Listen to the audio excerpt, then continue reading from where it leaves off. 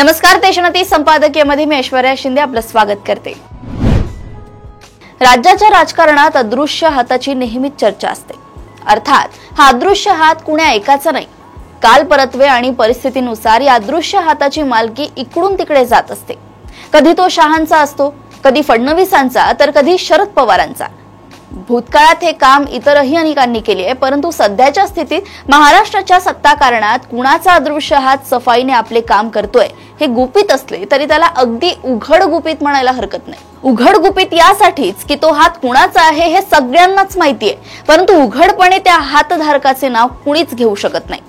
या अदृश्य हाताने शिंदेंच्या मंत्र्यांना अडचणीत आणले।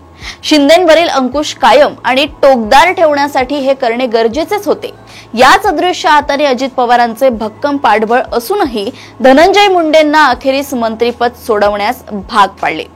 सुरुवातीच्या काळात मंत्रिपद न मिळाल्यामुळे नाराज असलेल्या छगन भुजबळ यांच्या सुसाट वक्तव्यांमागेही हाच अदृश्य हात होता। जयंत पाटलांना तळ्यात मळ्यात भूमिका घेण्यास हाच अदृश्य हात भाग पाडतोय आणि आता याच अदृश्य हातामुळे अजित पवारांना दुसरा झटका बसण्याची शक्यता वर्तवली जात आहे। माणिकराव कोकाटेंचे एकतर खाते बदलण्यात येईल किंवा त्यांची मंत्रिमंडळातून थेट गच्छंतीच होईल असं बोललं जाते।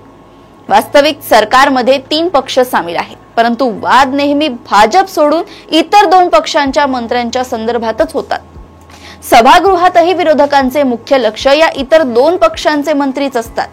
ही सगळी किमया त्या अदृश्य हाताची असेल असं बोललं जाते। याच अदृश्य हाताच्या कलाकारीने एकनाथ शिंदे प्रचंड अस्वस्थ झाल्याचं दिसतं। अमित शहा या एकमेव आधारावर सगळी भिस्त असलेल्या एकनाथ शिंदेंना हा अदृश्य हात आपल्या कलाकारीने तो एकमेव आधारही आपल्या हातून काढून घेईल अशी चिंता सध्या सतावत आहे। पुढच्या काळात हा अदृश्य हात अजून काय काय दिव्य करेल हे सांगणे कठीणच आहे। अशाच राजकीय घडामोडी व अपडेट सोबत पुन्हा भेटूया देशोन्नती संपादकीयमध्ये। बघत रहा देशोन्नती। नमस्कार।